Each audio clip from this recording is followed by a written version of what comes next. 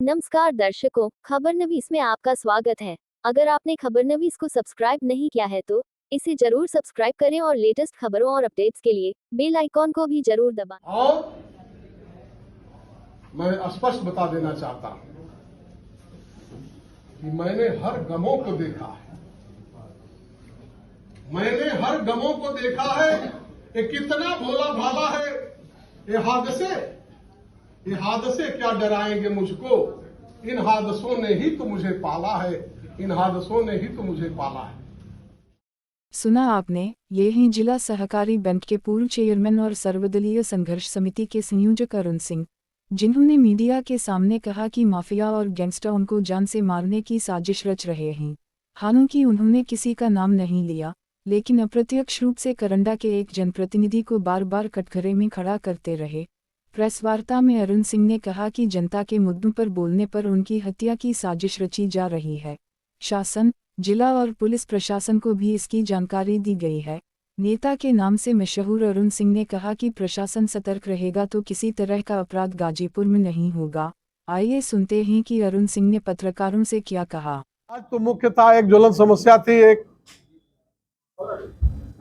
कुख्यात माफिया और कुछ गैंगस्टर द्वारा मिलकर के हमारे हत्या की साजिश करने का मामला था, जिस पर मैंने आम जनता के बीच अपना संदेश आपके माध्यम से दिया है कि मैं जिस दृढ़ इच्छा शक्ति के साथ जनसेवा में लगा हूं, लगा रहूंगा, चाहे जो जितनी घिनौनी हरकत कोई साजिश हमारे खिलाफ करना चाहे करता रहे, मुझे कोई उसकी परवाह नहीं है। मैं अपने आचरण और अपनी क्षमता के अनुसार जनसेवा में लगा हूं और लगा रहूंगा।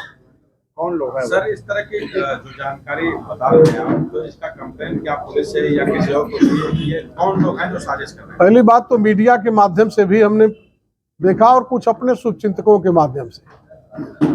तो यह ऐसा विषय है कि इसको जनता के बीच में तब तक नहीं हम रख सकते जब तक प्रशासन, जिला प्रशासन या प्रशासन इसकी निष्पक्षता से जांच करा करके जनता के बीच नहीं रखती है, तब तक मैं ऐसे लोगों का नाम नहीं लेना चाहूंगा। इसकी जानकारी आपने प्रशासन को दिया, अवगत कराया? हाँ, हमने दिया है। क्या आश्वासन मिला प्रशासन से? दे दिया है। प्रशासन अपना काम कर रहा है। मुझे कोई किसी से किसी तरह का आश्वासन नहीं मिला है और बहुत सी ऐसी समस्याएं थी जिसमें प्रशासन कुछ कर नहीं सका। इसलिए मैं भी इसके लिए बहुत आतुर नहीं हूं कि प्रशासन हमारी रक्षा सुरक्षा करे। प्रशासन अगर जागरूक रहेगा तो किसी भी तरह का अपराध गाजीपुर में नहीं हो सकता है, यह मेरा दावा है। करंडा में बिना काम का 40 लाख रुपए का जिक्र करते, कैसा है?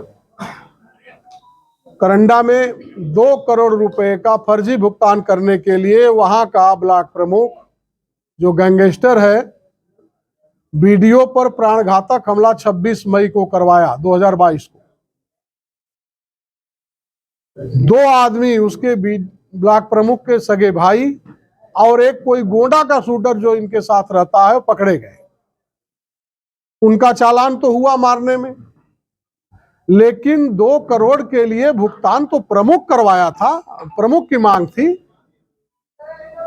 उसकी मंशा थी, उसका उद्देश्य था, उसका मोटिव था। उसको पुलिस द्वारा बचा दिया गया। चार्जशीट में उसका नाम नहीं आने दिया गया। कितनी हास्यास्पद स्थिति है। करंडा में पहले भी वीडियो की हत्या हो चुकी है भुगतान को लेकर के। अब डर के मारे वह वीडियो भागा भागा फिर रहा। दूसरा वीडियो आया, पता नहीं वो अपने को बाहुबली समझ रहा था, कहां से आजमगढ़ का आया और आजमगढ़ की ही एक फर्म पर प्रमुख के फरार रहते हुए उसके खाते में 40 लाख का फर्जी भुगतान कर दिया। और जब जांच होने लगी तो जल्दी जल्दी फर्जी टेंडर के कागज बनवाने लगा। उसमें एक इस जिले का और भी बड़ा अधिकारी शामिल है, वो आजमगढ़ का ही है, गाजीपुर में है। लेकिन जो जांच हुई उसमें लीपापोती कर दी गई। 40 लाख की जगह 40,000 का निकाला गया गमन। लेकिन जिलाधिकारी महोदया निष्पक्ष भाव से पुनः जांच बैठा दी है, कमेटी बना दी है। और यह मुझे कहने में कोई गुरेज नहीं है कि वर्तमान समय में जो गाजीपुर के जिलाधिकारी हैं निष्पक्ष भाव से काम कर रही है। मैं 3-4 बार जाकर के देख चुका हूं। जन समस्याओं का निस्तारण तो फोन उठाकर खुद करती है, जो यहाँ के नेताओं को करना चाहिए। सत्ताधारी दल के लोग नहीं कर पाते, लेकिन डीएम कर रही है। नए एसपी से भी मिला, संजोग से 2-3 घटनाएं हुई, चाहे संजोग माना जाए या उनका सौभाग्य माना जाए। 24 घंटे में उसका पर्दाफाश हो गया। तो कुछ अपेक्षा बढ़ी कि हनुमान प्रजापति वाले में भी, या और जो घटनाएं हुई है, पवन प्रजापति की पत्नी की हत्या जिसमें पिस्टल आज तक गायब है, संतोष पाल एक सैनिक है, 5 लाख की लूट कचहरी से हो गई, यहाँ है, वो दौड़ रहा है, आज तक कुछ नहीं हुआ। हनुमान प्रजापति के 2 बच्चे गायब हैं। तो अब कुछ उम्मीद है कि शायद न्याय मिल जाए, पर्दाफाश हो जाए। जिस तरह से न्यायालय का फैसला गैंगस्टरों के खिलाफ आ रहा है, उस पर कुछ कहेंगे? देखिए, ये कानून का मामला है, न्यायालय का मामला है। मैं जब नहीं था और जेल में था, तब भी मैं देखता था, वहां भी बहुत से गैंगस्टरों के खिलाफ फैसले आते थे। तो एक न्यायिक प्रक्रिया है, चल रही है। यह जरूर है कि पहले की अपेक्षा इस समय न्यायपालिका गंभीर है, सतर्क है, सजग है, सभी पहलुओं का अध्ययन करके निर्णय लेती है। जिस तरह से बुलडोजर चल रहा है आपकी निगाहों में, क्या है, सही है? बुलडोजर तो पहले भी चले हैं, पहले भी घर गिराए जाते थे। जिस दिन एफआईआर होता था उसी दिन रात को घर गिरा दिए जाते थे, यह प्रमाण है, तोड़ दिए जाते थे। इस समय थोड़ा टेक्निक युग आगे बढ़ा है, विकास हुआ है, तो उस विकास के हिसाब से बुलडोजर चल रहा है। लेकिन मैंने यह देखा है कि कानून जब भी जनता की रक्षा के लिए बना हो, महिलाओं के लिए कानून बना, आतंकवादियों के खिलाफ कानून बना, तो धीरे धीरे उसका दुरुपयोग होने लगा। उसी तरह से अब कुछ बुलडोजरों का भी दुरुपयोग होने लगा है। जैसे गाजीपुर में एक गांव में 72 घर गिरा दिए गए। अगर वो गलत थे तो सबसे पहले जिम्मेदार अधिकारियों के खिलाफ कार्रवाई करके तब उनको नोटिस दी जानी चाहिए। उनको बोध होता कि हाँ, हम गलत हुए, अपना सही रास्ता बना लेते। मैं जिला प्रशासन से 2 बार कह चुका हूं, और निचले स्तर पर चाहे ब्लॉक हो, तहसील हो, थाना हो, हर जगह निचले स्तर पर बहुत भ्रष्टाचार है। और आम जनता की आवश्यकता वहीं से पूरी होती है। प्रशासन को 2 बार कह चुका हूं, अंतिम बार मुख्यमंत्री जी से मिलकर के भी बताऊंगा। हालांकि मुख्यमंत्री अकेले ईमानदार हैं, लेकिन उनका अंकुश अपने अधिकारियों पे नहीं है।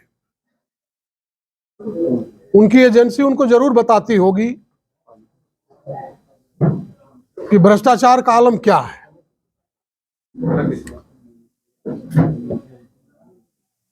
और अगर वहां कोई लाचारी बेबसी दिखाई दी तो फिर हम सब जिले पर संघर्ष का रास्ता अख्तियार करेंगे। तो संघर्ष के बल पर हम चाहेंगे कि भ्रष्टाचार समाप्त हो।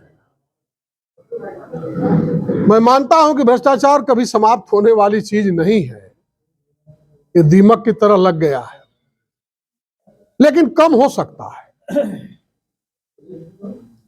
हम लोगों के अपने संघर्ष के बल पर इतना भरोसा है, विश्वास है कि कम हो सकता है।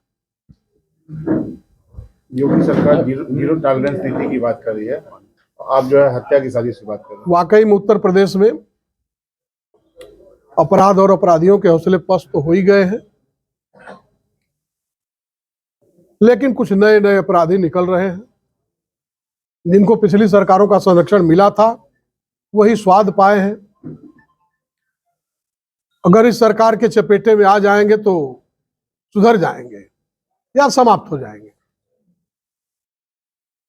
अपराध कई तरह के होते हैं, अपराध कभी रुकता भी नहीं है, लेकिन जो प्रोफेशनल क्रिमिनलिटी होती है उसे समाप्त करने का हर सरकार प्रयास कर सकती है।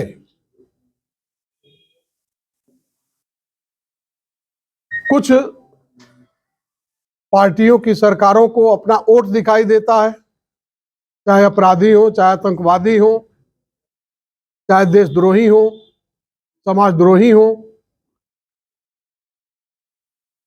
अगर वहीं पर सरकार तटस्थ होकर के उस तरह के अपराध को समाप्त करना चाहे, प्रोफेशनल क्रिमिनलिटी को, तो कोई बहुत बड़ी बात नहीं है। नेताजी, नगर निकाय चुनाव आ गया है, क्या लगता है कि सर्वदलीय संघर्ष समिति इसमें अपने प्रत्याशी चुनावी मैदान में लड़ाएगी या कहीं किसी को सपोर्ट करेगी? सर्वदलीय संघर्ष समिति कोई राजनीतिक दल संगठन नहीं है, सर्वदलीय संघर्ष समिति इसका नाम है। यानी किसी भी दल पार्टी के जमीर के लोग इस संगठन में आए हैं, आए और जनता के हक हुकूक के लिए संघर्ष करें। तो ये कोई राजनीतिक संगठन नहीं है। इस दल पार्टी के जितने भी लोग हैं वो अपने अपने दल पार्टी में स्वच्छंद विचार से निर्णय ले सकते हैं। मेरा अपना मानना है, संयोजक के नाते भी, कि नगर में हो रहे चुनाव में ऐसा व्यक्ति जो जनसेवा कर सकता हो, जनता के बीच रह करके जनता के सुख दुख में खड़ा हो सकता है, ऐसे व्यक्ति को मैं समर्थन दूंगा। वर्तमान समय में जो नगर पालिका के अध्यक्ष हैं, तो आपकी नजर में पास हैं या फेल हैं? वो भारतीय जनता पार्टी के हैं, भारतीय जनता पार्टी ये प्रमाण देगी। अगर आपने खबरनवीस को सब्सक्राइब नहीं किया है तो इसे जरूर सब्सक्राइब करें और लेटेस्ट खबरों और अपडेट्स के लिए बेल आइकॉन को भी जरूर दबाएं।